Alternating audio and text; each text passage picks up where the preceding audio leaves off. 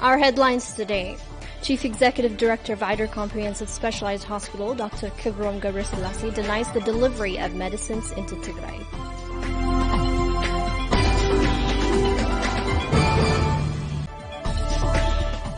"49 shelters and refugee camps in Amrakuba, Sudan burnt on Wednesday, causing the missing of so many refugees, including children.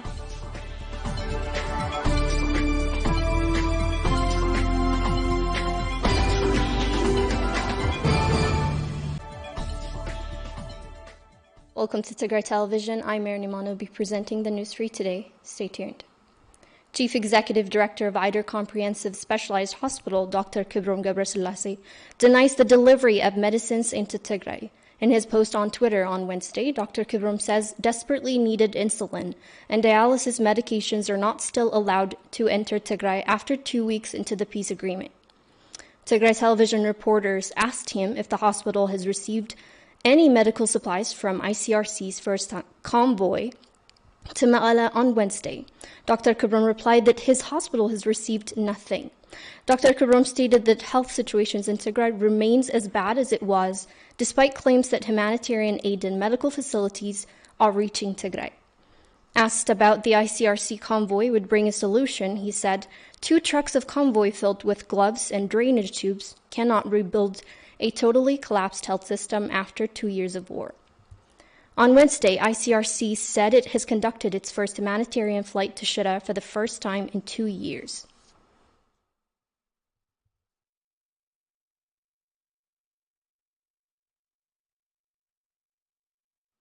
Medical situation in Tigray remains bleak as medicines are yet to enter into the region, despite peace deal was signed 2 weeks ago in Pretoria.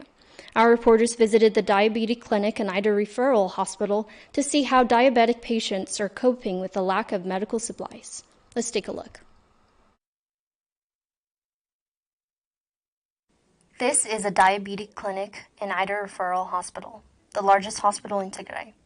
The medical devastation in the region has crippled the hospital, leaving it with more patients than it can care for, due to lack of nutrition and sanitation, but with no medication. However, the number of patients in the diabetes clinic has dwindled as patients have stopped visiting the hospital due to its lack of medical supplies. Sister Atzadegide, head for the diabetes clinic, remembers November being the busiest month as it embraces World Diabetes Day.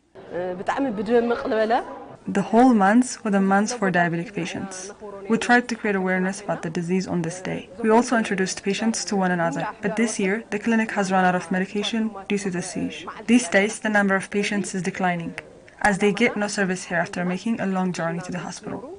Some patients visit the clinic for a consultancy on how to lead their lives without insulin. They always wonder how they stayed alive while others with the same cases lost their lives. Before the war, treatment here used to be good. But after the war, there is literally no medication. We ask ourselves how we stayed alive. I know 2 diabetic patients who have died due to lack of medication. There's no insulin. We come here and they measure our blood pressure and they give us some advice. That's it. I came here for my son's insulin. He's 5 years old. He started taking medication when he was 1 year old. We used to get the medication for free here, but now it has been months since he has taken one. The diabetes clinic was supported by the Ethiopian Diabetes Association from its opening that has cut relations following the siege. The clinic not only suffers from lack of insulin, but also other medical supplies. Medics and patients say they had hoped that food and medicine would be delivered to the hospital after last week's peace agreement in Pretoria, but haven't seen any improvements to this day.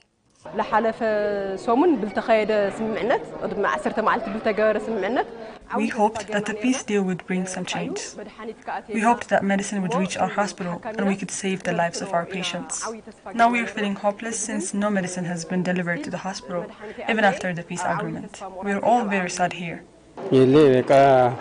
There is no improvement. They said we agreed everything is fine, but there is no improvement at all.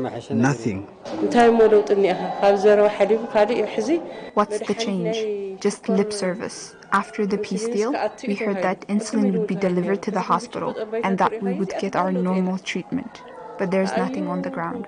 International organizations, including the WHO, have been urging the immediate entry of food and medical supplies into Tigray. In September, the International Diabetes Federation, along with the global health community, asked the Ethiopian government for the delivery of insulin and other essential medicines, noting type 1 patients were at high risk of death. The patients and medics we found in Eider, however, say that the call is not enough and the international community should do more for patients in Tigray.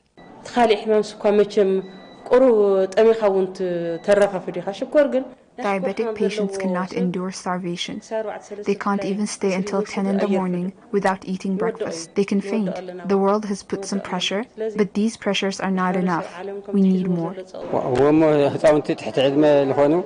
Children are suffering from different diseases such as diabetes, kidney and heart failure. We all Tigrayans are suffering as people. People are dying from lack of food and medication. We are begging for help.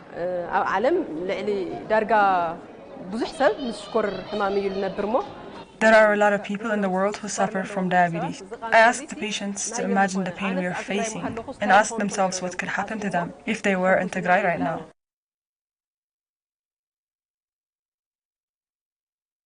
"49 shelters in refugee camp in Amrokhuba, Sudan burnt on Wednesday, causing the missing of so many refugees, including children.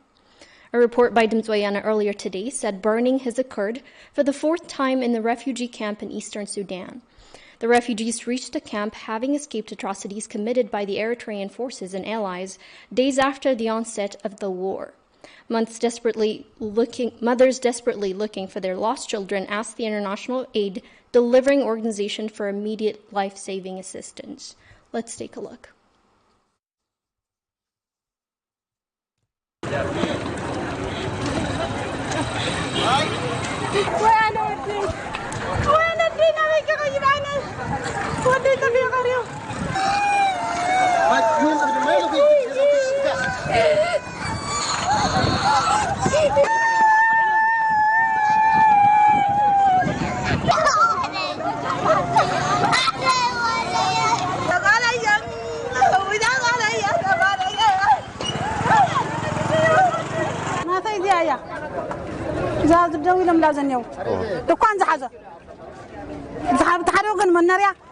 This is mine.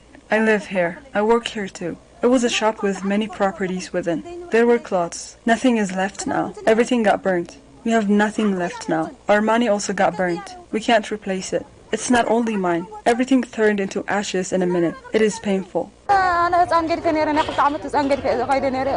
was somewhere leaving my 2-year-old daughter at home. I thank God I found her alive after I came back. It would have been miserable if she was burnt. This is my house. These burnt beds are mine. All the materials are mine. Nothing is left. I lost all materials in the shop and all the properties I had. We couldn't control it. As it was burning fast, we couldn't save our properties from burning. I was hoping we'll go back to our hometown in Tigray. I've even bought some materials, but all that's not burnt. This is my house. I don't exactly know how this happened. I was in my home, just playing with a child from our neighborhood. All my clothes are burnt. I'm left with nothing. I just ran away to save my life. I have nothing. I don't know the whereabouts of my kids. This is difficult. We've been suffering, and now the incident exacerbated our living condition. I call to our brothers and sisters all over the world to help us. We need their support. We want food and mattress. I call upon them to help us in everything they can.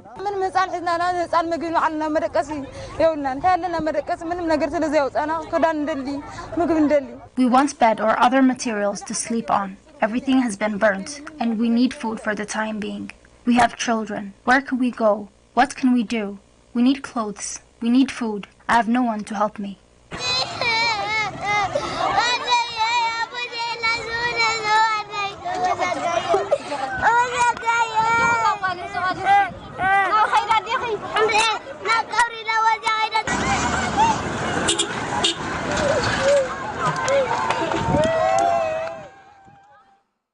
The 2 years' war on Tigray is seemingly on its way to be ended as a peace deal was signed between the Ethiopian and Tigrayan governments in Pretoria on November 2nd.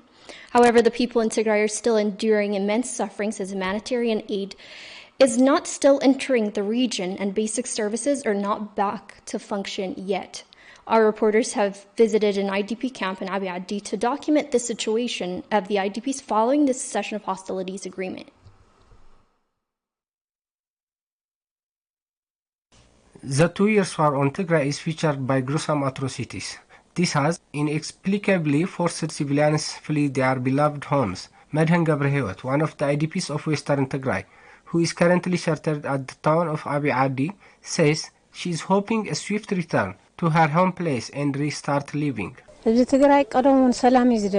Peace has been the principal interest of the people of Tigray even before the start of the war. This is because the people deeply understand the cost. It takes the lives of many people. What the people of Tigray wish is to create a harmonious environment and prosper themselves in collaboration with others. Personally, I'm very delighted by the news of the peace deal. So what is lost is already lost. Now, what we need is to return to our home and work hard in peaceful environment. Tadas Amrut, 80 years old IDP who is displaced from the town of Adawai in western Tigray, also hopes the peace deal will end the misery of the people in Tigray. We are hopeful that we will return to our homeland. We had a nice home to live in. We are only here because we were forcibly displaced from our own residence. We were not only self-reliant, but we used it to help others. Now we are hopeful that our misery will end and return home soon. Gabres Gaber Haftu, 17-year-old IDP, who was displaced from the town of Dansha in western Tigray, says the people of Tigray have been fighting for peace and still underscore peace is the ultimate choice for the people. I used to own a good fortune, but currently I have nothing in hand. We as people have been fighting for peace, and still peace is and will be our primary choice. But this needs to be backed by both sides, and the world needs to look at the implementation on the ground. It has been more than 2 weeks since a peace deal was signed between the Ethiopian and Tigray governments. However, unfettered humanitarian aid is not still entering as needed, and people are dying of preventable and chronic diseases due to lack of medication and starvation. The peace agreement has created hope for many that their lives will go back to how it once was, including students who have been away from school for the past 3 years. Our reporters spoke to students who expressed their wishes to go back to school now that an agreement has been signed. Haile Gabra reports.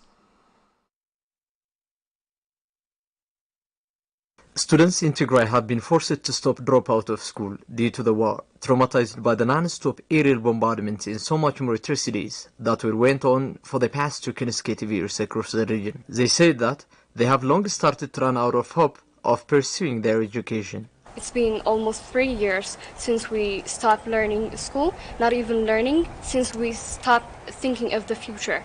And when I describe the situation, in this war, many children were actually hurt, not only physically, but psychologically. We don't think we had no hope of learning. All we care about was surviving. I would say it was a very bad experience at such a young age. I think because of the war and later on everything that happened because of the war is very bad, and it stopped a lot of millions of people in Tigray, which are basically most students, and suffered a lot of maybe not physical traumas, but a lot of psychological traumas. And it's very hard for teenagers, kids that actually learn and want to pursue their educational dreams to succeed, because of the war. It's very hard to imagine your future through all that chaos and misery. So I think it was a very horrifying experience. As known, so it's been 3 years since we stopped learning education, and it's really hard at this time, to continue the dreams that you had because of this situation. It was a very tough situation. We were suffering, and millions of people died, and I don't know, we were running out of hope. But now I hope things will get back to how they were before. The students have also expressed their hopes over the Pretoria Peace Accord because it would enable them to go back to school and pursue their education furthermore. Moreover, they demanded for the reconstruction of educational facilities that were destroyed at the agreed upon. At the moment that we heard about it, about the peace that they have started earlier, we have hope of going back to school. Actually, it was so much hard for us. Even the schools are not ready for that because of the situation. But we're so much happy that our dream is gonna come true. I'm happy that they finally agreed, and I hope all the agreements will come to an action, because at the end of the day, what matters is when it comes to action. The first and most important thing that we need is humanitarian aid, because sometimes it's really even hard to walk on the street because there are a lot of children who needs your help, and knowing that you are still unable to help them because you are in the same situation. Now we all know that humans' life is very precious. We shouldn't lose innocent people because of some disagreement. We need peace, that's all. Gabriel Christos Kahsai, a school teacher on his part, said that students whose academic progress have been hampered by the war in Tigray need to be psychologically treated, as they have been traumatized by it for the past years. They've seen a lot of damage, they've seen people dying, they've seen the drone hovering on the sky, and they were totally distracted. So these kids or these students, all Tigrayan people, are really happy for this, but they will still look forward to see the real implementation of the deal.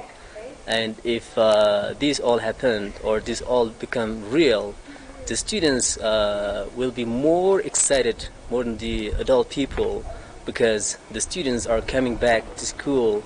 They miss their classmates, they miss their teachers, even they miss their schools. So I hope these students will be really delighted. But still, these students need some psychological healing. Lastly, both the students and the teacher called on the international community to keep up the work it is doing to affirm its commitments in bringing the agreement into effect. I would love to say thank you for the international community for all their efforts to make this peace agreement work.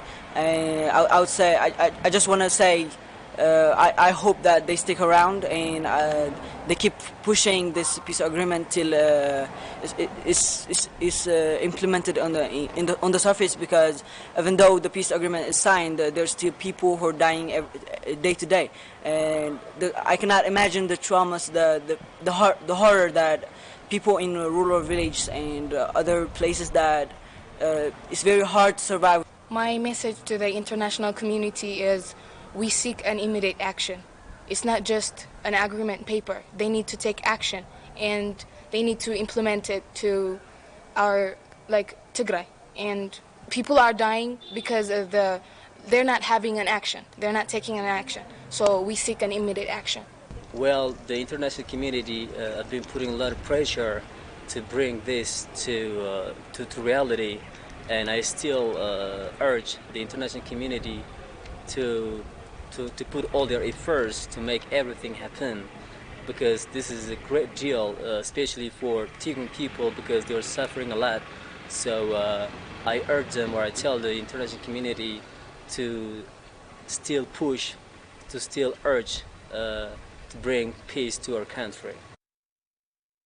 Chronic patients in Tigray continue to suffer due to lack of medical supplies, as essential medical supplies remain inaccessible due to the ongoing siege in the region.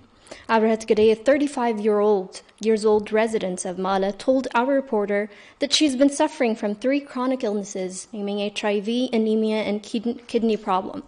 But she couldn't get the medicine she needs, as hospitals are still out of medicine 2 weeks into the peace agreement. Abrahat Gadey has more on this. Abrahat Gidey is a 35-year-old resident of Mekelle city, the capital of Tigray. She is a mother of 6 children. She says she is suffering from triple illnesses, HIV, anemia, and kidney problem. However, she has been out of medication for months as she couldn't get the medicine she needs most due to the reluctance in the implementation of the agreed peace deal. I have chronic illnesses. I have kidney disease, anemia, and HIV. I couldn't get medicine for any of my illnesses. The doctors told me to drink soup and water for my anemia, but I don't have the resources to make soup either. My anemia was caused by shortage of food because I do not eat enough as I don't have the food I need. Abrahat says she was hopeful that she would get immediate access to medication when she heard the news about the Pretoria peace agreement between the Ethiopian government and the government of Tigray. But, says Abrahat, she couldn't get any medical service until today, although 2 weeks have passed since the agreement was signed in Pretoria, South Africa.